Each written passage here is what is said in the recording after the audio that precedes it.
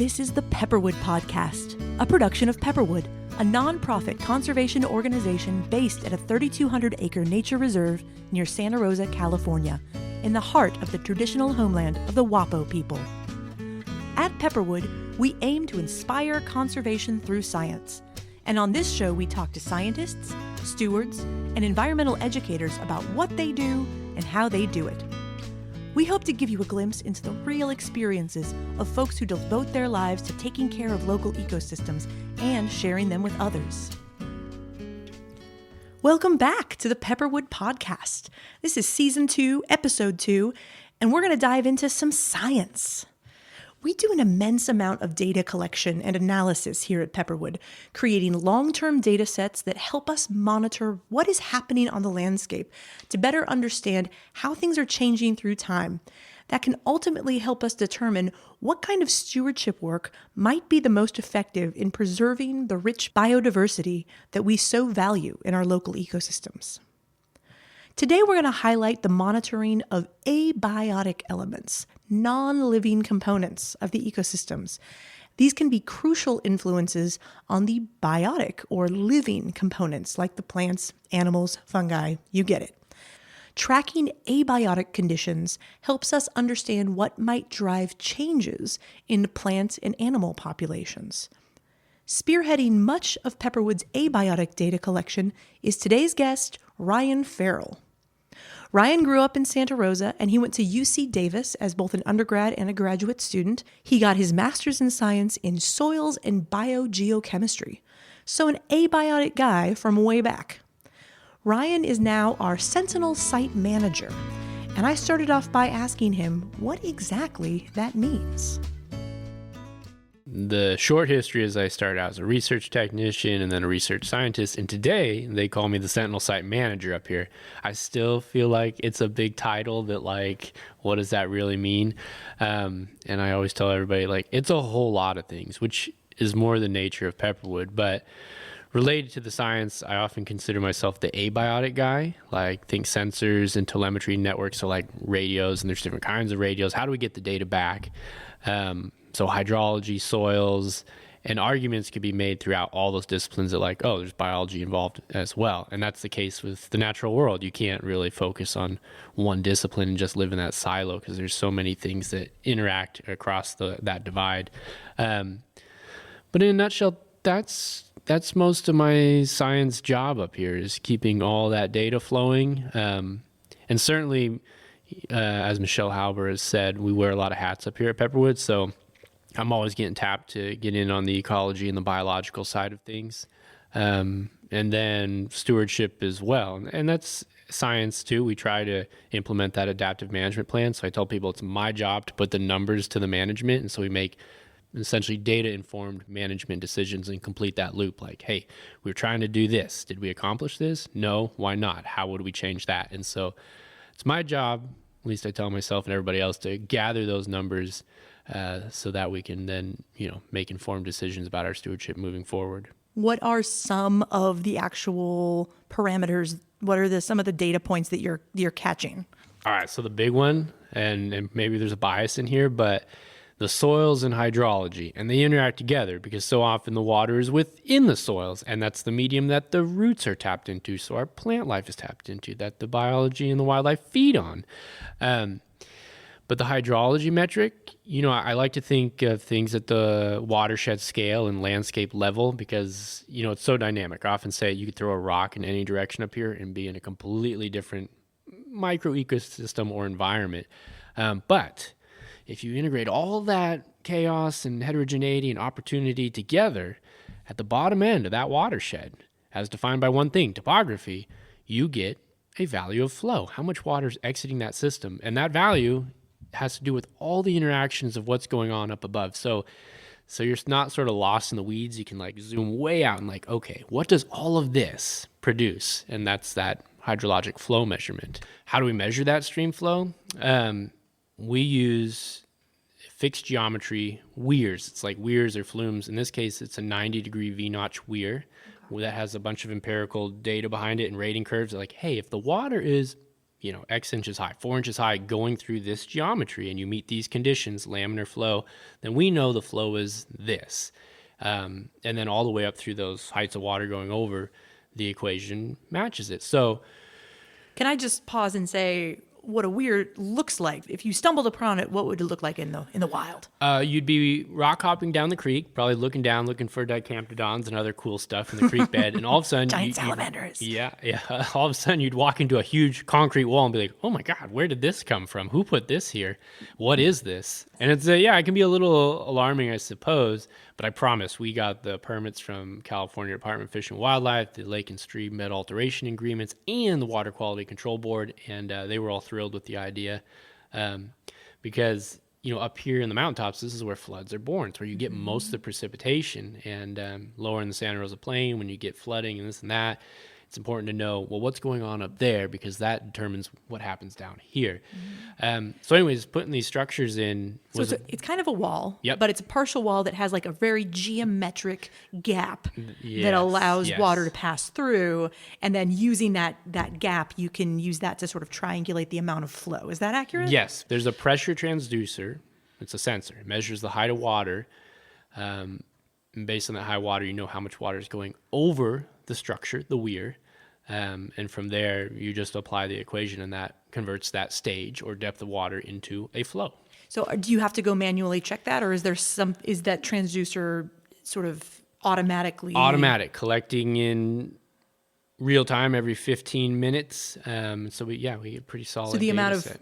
water that's moving through this creek is being monitored every 15 minutes. Every 15 minutes. And up here, given the atmospheric rivers and even the slow base flows, this dynamic place, the point measurements would be one-off in time, would be so difficult snapshot that would have nothing, that would have no relationship to the way water moves through on a regular basis. So you can see with that 15-minute data on those sensors and loggers, you get the perfect curve of here comes the rain, you see it jump up real quick, and then you see that long tail off as everything drains off the landscape, which those response times are critical in understanding how the watershed responds and what flood generation looks like downstream. I'd love to talk gadgets. Sure. What are some of the variety of gadgets you use? Let's just say just for soils and water. Okay. Or the confluence of those two. All right. Let's start with the soils. Our bread and butter is your standard soil sensor. Campbell Scientific makes them, but a lot of manufacturers do. We use a lot of Campbell Scientific gear. It's the CS655. It's a TDR sensor, uses time domain reflectivometry. Anyways, it sends a pulse down these rods, and the rate at which that pulse returns, and I might be getting this a little wrong, but it's my understanding, the rate at which that pulse returns is correlated to the water content. And these sensors are widely used and have gone through multiple iterations through Campbell through the years. But we have, I think, about 175 of those in the ground around Pepperwood. The vast majority of those are these water content sensors, those CS655s by Campbell Scientific. And for that many sensors, I think they're in 42 locations across the preserve. I should know. I put them all out there, but it's been many years and many holes. And they're in stacked arrays. So it's not just put a sensor in at 15 centimeters and call it good. They're at 15, 30, 50, and 100 centimeters. So having them like that, you can say a whole lot about how is water, soil hydrology, how is water moving through the profile? What's the infiltration rate? And certainly you can look at things like porosity and saturation. It's kind of a proxy. But ultimately, at the landscape scale, the watershed scale, you can say, hey, how much water are we storing in this sponge, the soil, here in this watershed? So it's an important term as far as the water balance goes. So most of your soil sensors are also moisture sensors. It's really Correct. The moisture of the soil that you're the most concerned about. Are there other elements of the soil or other aspects of the soil that you're also gathering data on? Yes. So we have a few of these out there, and I've gone through the calibrations to make them work, but I'm not an expert. They're called heat dissipation probes. So, all right, I'm going to try to do my best to explain this one. These heat dissipation probes measure, with the calibration, the matrix potential of the soil. That is, how tightly is the soil holding on to the water? Because things are competing for that water. The soil's holding on to it, but also the trees are trying to extract it with their roots. And if you can visualize the analogy here, you have a sponge in your hand and it's sopping wet. Well, at first, you can wring out the water in the sponge. It drips, drips, drips, drips. You wringing that out, that's a lot like the roots pulling on that water, utilizing that water. But eventually, no matter how hard you wring that thing out, you can't get another drop to come out. But you can still feel that it's wet. You know there is still moisture there. And so these heat dissipation probes tell you the matrix potential or how tightly the water is being held by the soil. And so this will tell you things like the permanent wilting point or field capacity, these thresholds that have been determined where plants can no longer uptake water, which is a really important thing for phenology and just response in the ecosystem, and certainly gets onto fire danger because now the trees are really stressed because they don't have enough water, they can't get to it. So we have a few sets of those out there. But like I said, they take a big calibration process, and I've gone through it. And part of that calibration process requires some pretty fancy equipment, which I didn't have. So I worked with tech support to, hey, how do I make this work?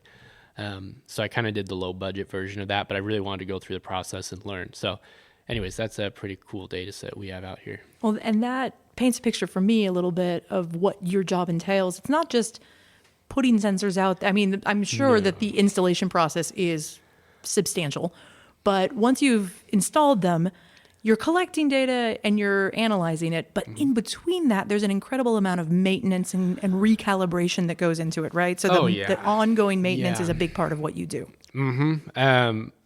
Honestly, the installation process, I love because it's brand new, it's clean, you can take your time, get it perfect. And yes, you have to dig the hole, but that's okay. I like working hard and breaking a sweat at work.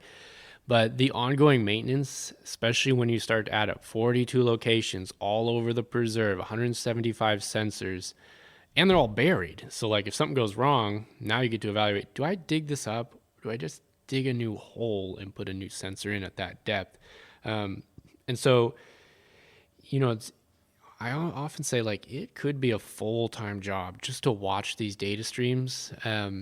Yes, it comes back in real time most of the time, but you still have to see it and look at it and go, oops, that doesn't make any sense, or that sensor is not responding correctly, and then dive deeper to evaluate that problem. So if you scale that up by 175 sensors, the maintenance required and the dedication to watching the data, looking at the data.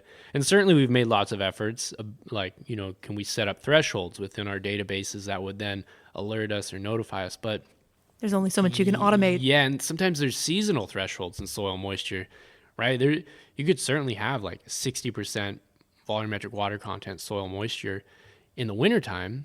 And so if you set your threshold there, but in the summertime, you would never expect to see that around here. And so it gets pretty complicated. How do you, pre-process and filter that data coming in and have flags thrown your way or email alerts or something's weird about this sensor. So we work on that, but it's still, the maintenance is a huge part. Hydrology and the availability of moisture for plants and animals is such a crucial element in an ecosystem. We could have gone on discussing it all day, but I didn't want to forget about the other equally important environmental metrics that Ryan monitors, so we branched out to discuss some of those. There's a whole lot of physical characteristics of soil like bulk density or particle size that, soils kind of in the young range are 10,000 years old all the way through 1 million years old. But certainly, I often think hundreds of thousands of years old to develop and become what they are today.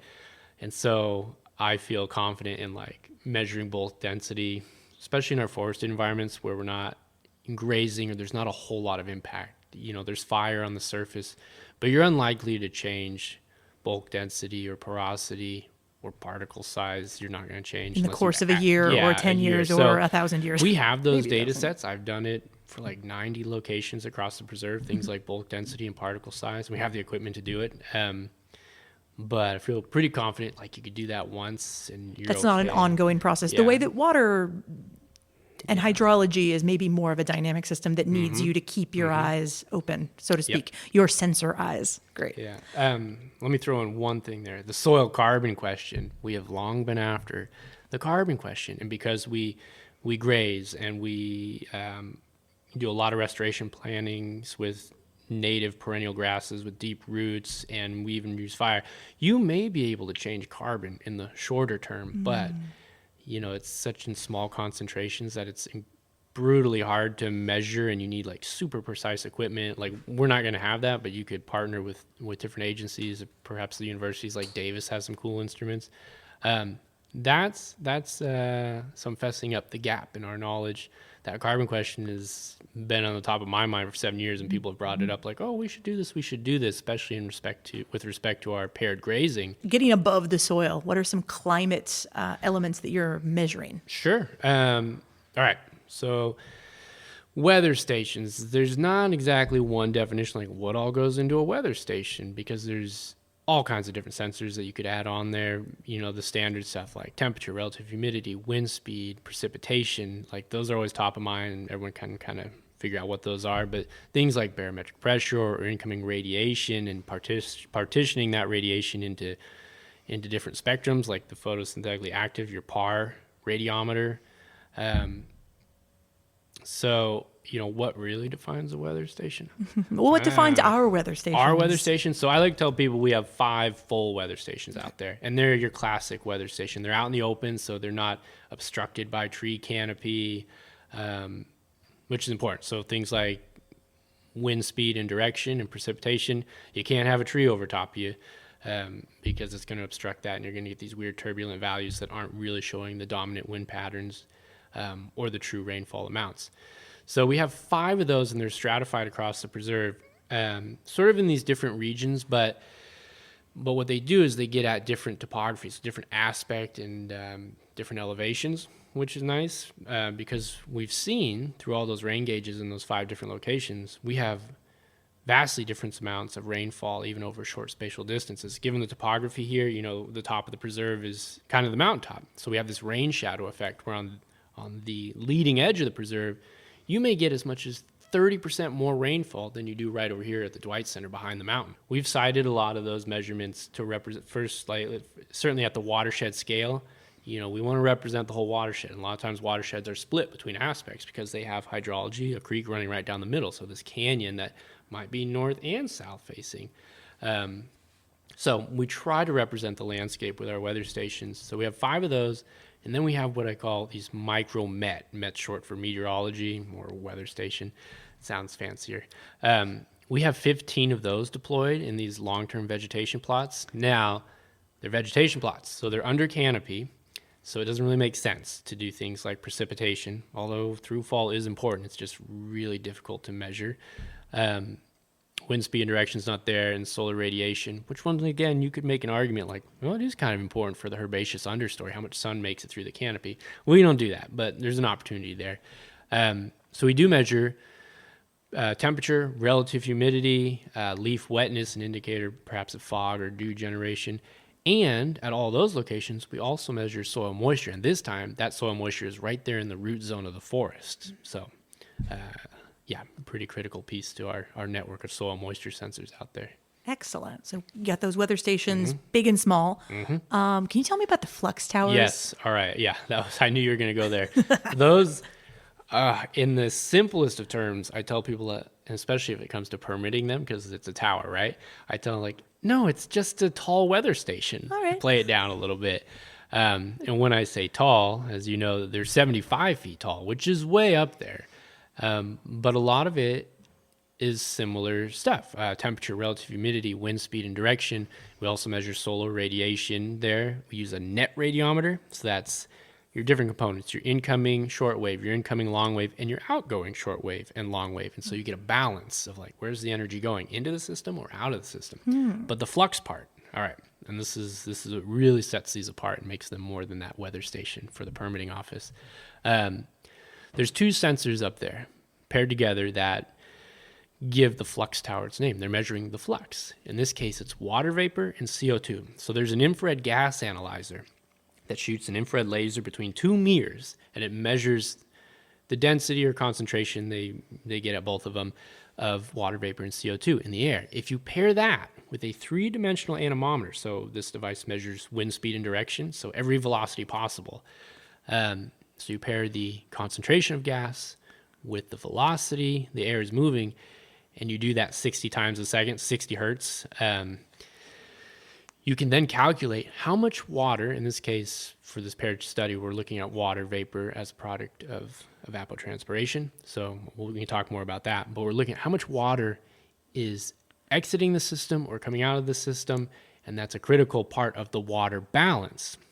So let me pause. So let me explain this one. Evapotranspiration, essentially the uptake of water by trees and plants, the forest, they're using water. So they're an important part of the water balance.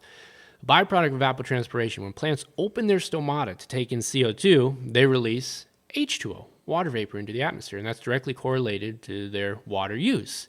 And so that water vapor moving through these turbulent eddies, eddy covariance flux tower, passes our sensor, and we measure it. And so that's how it gives us an idea of this biological component of the water balance. Hopefully that sticks. It's even... No, it's incredible. I'll probably sit with it for a little while. I love it. No, but that's a beautiful description. Thank you. Wow. Okay. Thank you for giving us a little bit of a tour through your gadgetry. I know that I'm sure we didn't catch everything, but that's a pretty good representation. How do you think that having this data is going to impact the kind of work we do in the long term? All right. So it's my dream, and we talk about this, specific to how it impacts our work. So that back to that adaptive management plan, those stream gauges and the flux towers and a lot of those soil sensors are part of this paired watershed study.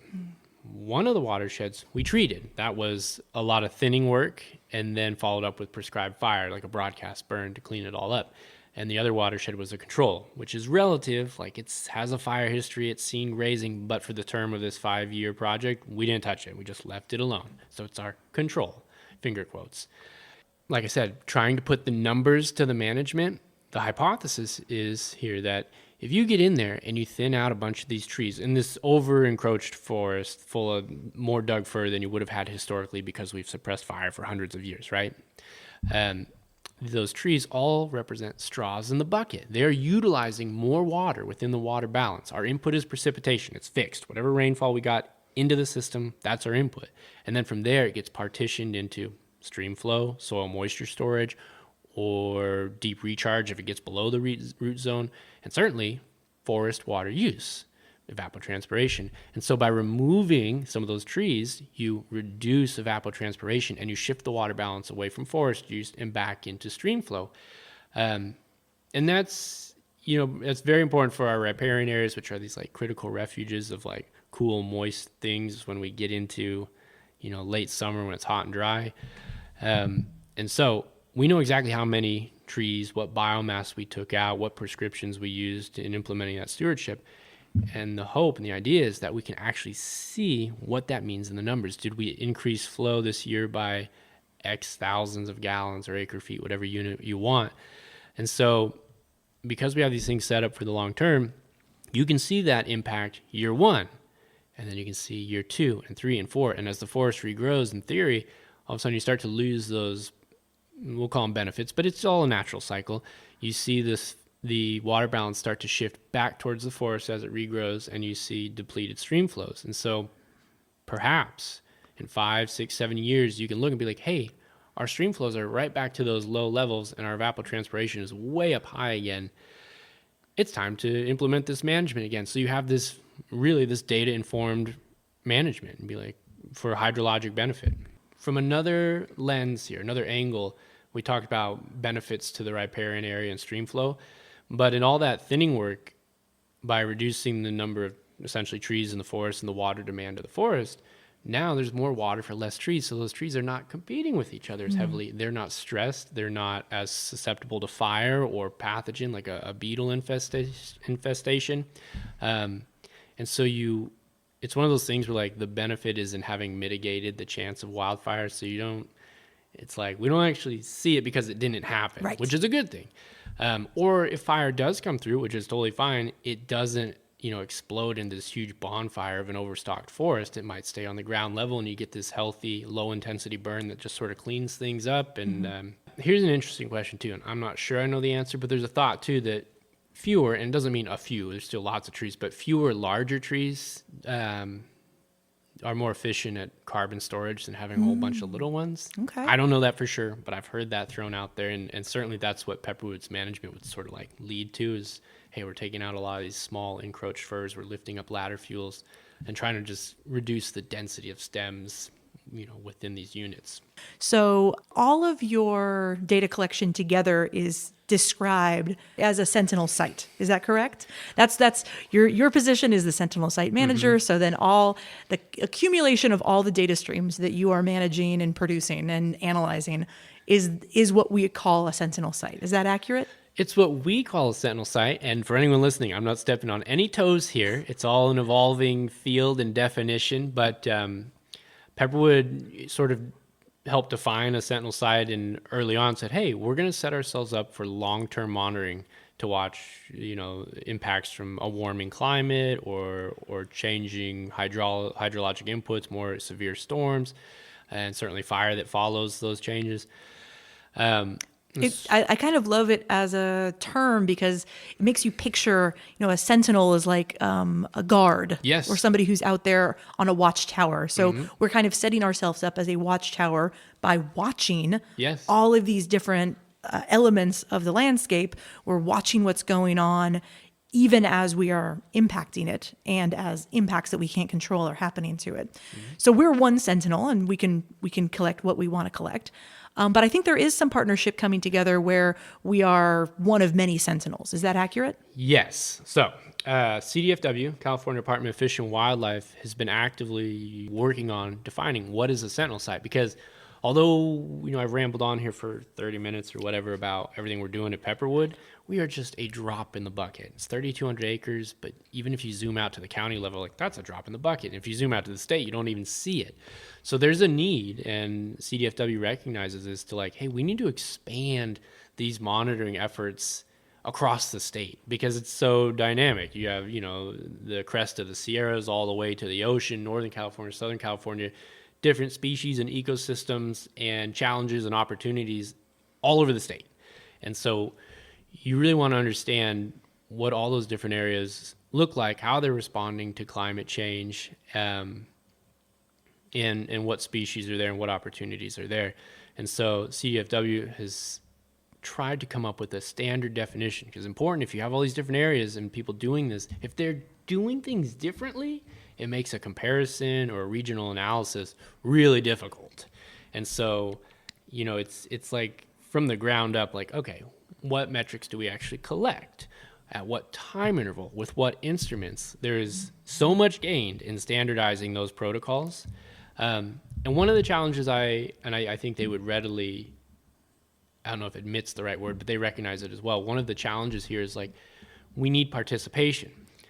But so how do we make protocols and standards accessible enough that we don't create a barrier to entry so we get the right amount of participation, but we don't want to lower them so much or, put them so low that we're not getting what we need in the quality and the data we need.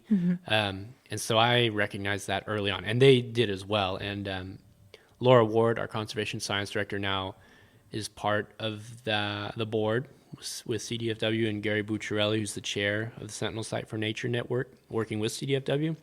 Anyway, so she's tapped in pretty well and has been able to bring a lot of Pepperwood's thoughts and ideas into that process, which has been fantastic. So as, one of the original Sentinel sites, how we define ourselves, we now get to play a pretty important role in helping put together this new definition of the Sentinel Sites for Nature. All right. Well, you're very generous in you put very strong quotation marks with your body around the original Sentinels. But as somebody who's been at this for a while, you have tried a few things and you figured out some things that work and don't work. So is that something that we're hopefully, through Laura, through collaboration with other people, are you able to sort of offer that as, offer what you've learned to other places that are setting up these Sentinel sites? Yes, certainly. And the Sentinel Site for Nature Network is leveraging the fact that we're able to do things here at Pepperwood when we have been doing things. We've learned a lot of these lessons.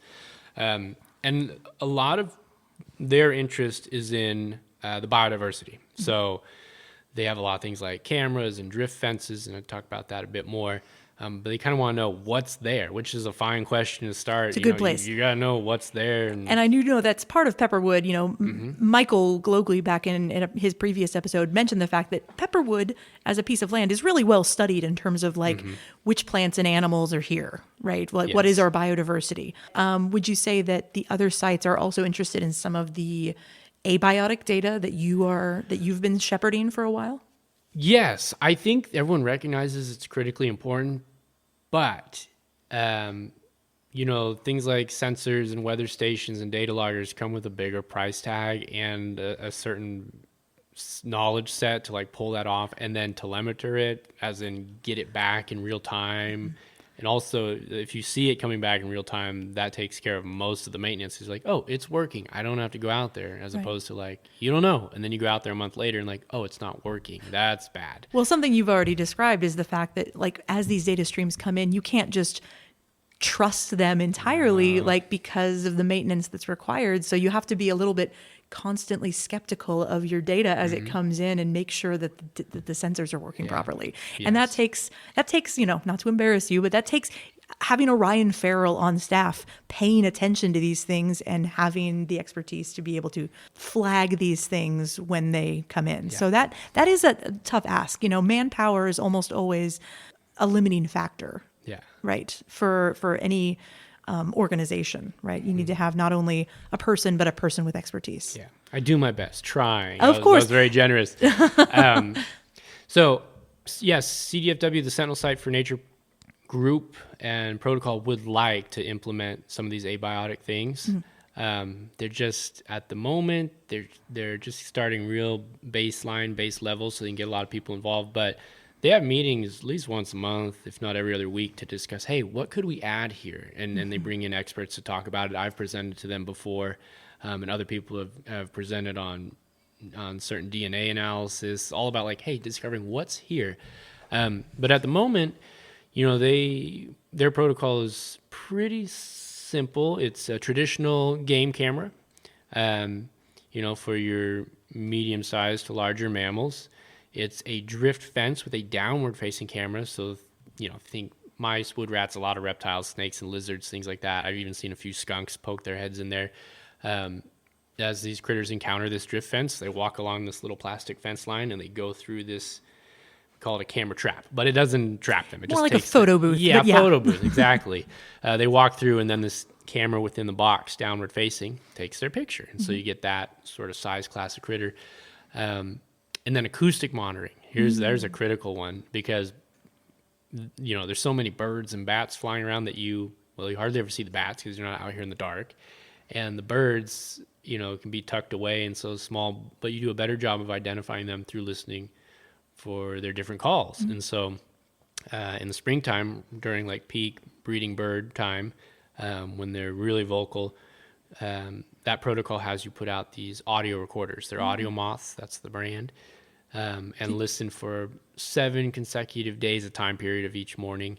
And then the bottleneck there is now you need experts or AI to listen to those bird calls. And it's a whole chorus, right? There's so many birds layered on top of each other, a little white noise, some other thing running by.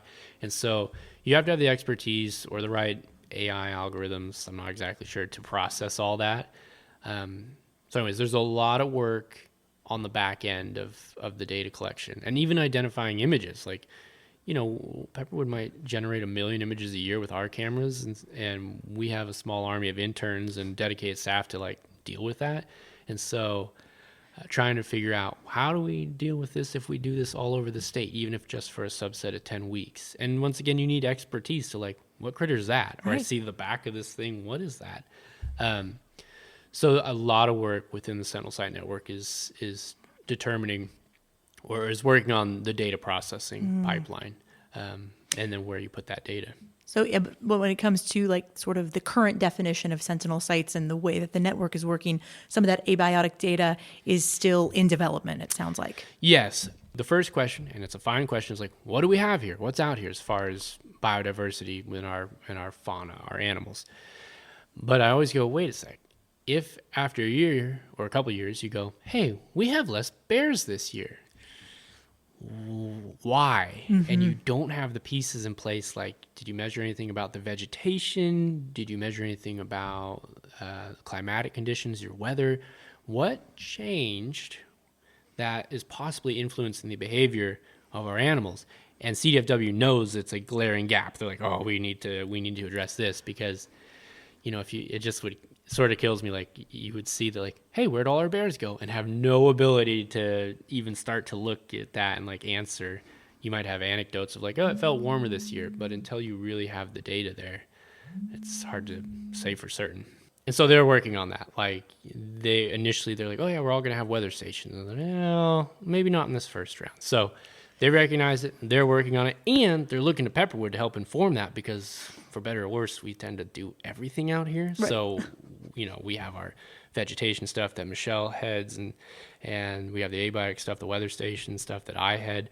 And they hired 3 folks recently out of college, some of them graduate degrees, postdoc type of folks, to go all over the state in the next couple of years and set up 30 of these Sentinel Site for Nature sites. Oh. And they came to Pepperwood last Friday to see what our setup looks like, because we've already tweaked things just a little bit so that we align with this protocol. And we want to see, what does it look like when you set this up for the long term?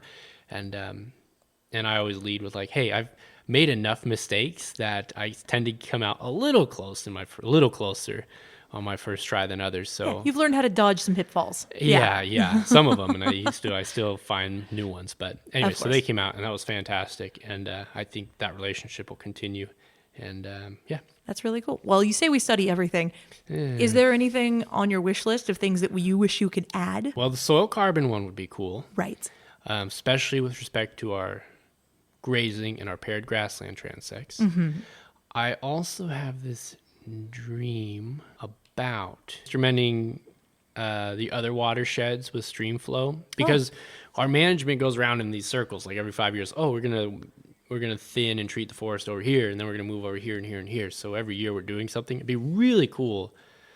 Because we have 5 sub watersheds here, right? Yeah. So 2 of them are currently stream flow instrumented. So it'd be nice to expand that. Mm-hmm. I can see that. Mm-hmm. There's another one I can't quite. What is remember. That? There's a tower that Laura has talked about. Oh, the Modus Tower? The Modus Tower. Okay. That's part of the Sentinel Site for Nature protocol. But it's kind of like if someone else has a Modus Tower close enough in your region, you don't really need one. Anyways, they put these little, maybe they're pit tags, but anyways, they're little tags, and they put them on birds and bats and sometimes even bugs, believe it or not. And this tower is just a receiver. So if that migratory songbird flies by, it doesn't have to be a songbird, whatever it is, flies by, it pings the tower and says, hey, it's here. And so you can track the migration of these species or the holdover spots or, any of that. Wow. So that'd be a different set of instrumentation that would help us with those with the fauna that are moving through here. Yes. Okay. And we are a gap up here. Like the nearest one is down in the Napa-Sonoma Marsh there above San Pablo Bay. But this North Bay region, for whatever reason, there's a hole right here. And so we're like, hey, we can see clear to the horizon, east, west, and north, perhaps even south. We have worked on that for several years. And now with our participation in developing this new Sentinel Site for Nature network, I think it might come true. It's coming closer. All right. We put it in a grant, so perhaps. Right. So a Modus Tower for Pepperwood, it could happen. With every project, or in Ryan's case, the complex collection of many projects that makes up the Sentinel Site, which is his purview, I'm always curious about what supports the work. So I asked Ryan, what makes the work he does possible? As a nonprofit, we have very little overhead, so money goes towards action more than, everything else. And we don't have a lot of red tape up here. Like, I just talked with a university yesterday. Hey, we want to put fire on the ground. How do we do that? And they're like, they won't let us because all the red tape and liability. And I get it. We live in that world where you just sue everybody. And so the fact that we don't have that here at Pepperwood, and we have all these people that are honestly so good at their jobs, like our coworkers. Devin's a burn boss. Michael knows the landscape so well. Laura can communicate with anyone like she's known them all her life. And I go, how do you know all that? How do you? And then I pull off a few tricks every now and then, and the education staff. Anyways, we're like a highly efficient team here at Pepperwood where everybody like does so much, and their efforts make my efforts easier and vice versa, I like to think. So the team, the low overhead, the lack of red tape makes a lot of things possible. And, and just the morale around here, like everybody's excited and genuinely interested in what we're up to. And I think that carries over into even the grant world when we're approaching possible grantors. Like, we're on the map. Like, people know about Pepperwood. And this track record of doing some very cool, novel things and some cool data sets that, aren't happening anywhere else makes it a pretty attractive place for funders, I think. And if it's funded, then it makes the job easy. So I think that is incredibly helpful in making what we do successful, is that track record and our staff. Well, that sounds like a nice positive feedback loop that you're describing, which is that the more innovative things that we try, the more capacity we have to try new innovative things that might be beneficial. Yeah. That sounds really cool. Well, again, thank you, Ryan, for describing your work. I love hearing about it, and I know we've only tapped the surface of it, so thanks again, and yeah, have a good rest of your day. Awesome. Thanks, Jules. Thanks again to Ryan Farrell for the work he does at Pepperwood and for taking time away from that work to talk to us about it. If you'd like to hear more from Ryan, I have great news for you. He's coming back in our very next episode to discuss hunting and how it relates to conservation. So stay tuned to hear his perspectives as both a hunter and a scientist. But this episode is not done yet. It's time for the next installment of the Nature Sound Guess Who game. We play a nature sound at the end of each episode. You have the time in between episodes to guess which animal, vegetable, or mineral made that sound. Please don't hesitate to email your guesses to podcast@pepperwoodpreserve.org or comment on the corresponding social media post, either on Facebook, where we're Pepperwood, Instagram, where we are Pepperwood Preserve CA, or on Blue Sky, where we are Pepperwood Preserve. All right, first let's listen back to the sound from last episode.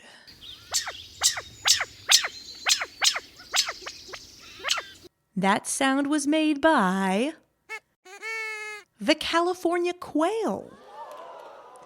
That is specifically an alarm call from the California quail, California's state bird, famous for its adorable black forward curving plume feather on the crown of its head, which is particularly large and pronounced on adult males. I intentionally chose a vocalization from this species that I was less familiar with. Like me, you may be more accustomed to their advertisement calls or maybe their rally or assembly calls. Let's review all of these calls with some help from the Audubon Society Field Guide to North American Birds, Western Edition. I love hearing how expert birders describe bird vocalizations using human language. The alarm call that we heard is summarized or mimicked using the word pit, pit, or wit, wit. Let's see if we can hear that if we listen back to the recording. California quail advertisement calls are described using the word caw, K-A, and sound like this. Those advertisements are extended into rally or assembly calls, which are described as either cacao-cow, with the second note highest, cacao-cow, or memorably as Chicago, like the city. And that is the sound that I am most familiar with from California quail. Listen into that.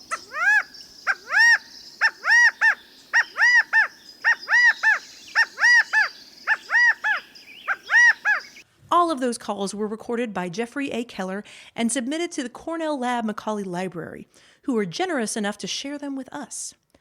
There's another sound that I am accustomed to hearing from California quail that is not a vocalization, but which gives me a near heart attack many a time in the shrub habitats of Pepperwood and other Sonoma County open spaces. Have you had this experience as well? Often when I am approaching a covey or a bevy of quail inhabiting a bush or a small tree, probably unknowingly, they explode out of hiding into the air, and the collective sound of their wings beating the air is so loud. It's like a helicopter propeller. Honestly, If I were a predator on the lookout for a quail dinner, the start that noise gives me would be more than enough to slow me down and give those quail a moment to get away. So very adaptive trait. Thanks again to Cornell Lab Macaulay Library for granting us permission to use some of their incredible bird call recordings, including, spoiler alert, the next Nature Sound Guess Who game prompt that you will have until next episode to guess. Listen closely. If you recognize this avian neighbor, send us your guess either at podcast@pepperwoodpreserve.org or comment on one of our social media accounts. You can become podcast famous because if you send in the correct guess, I will shout you out on our next episode. Here comes the clip to guess at in 3, 2, 1.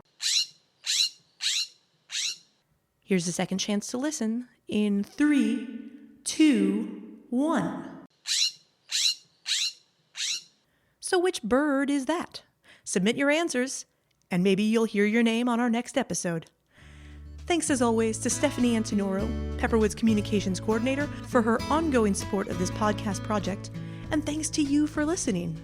Until our next episode, keep your ears tuned into nature.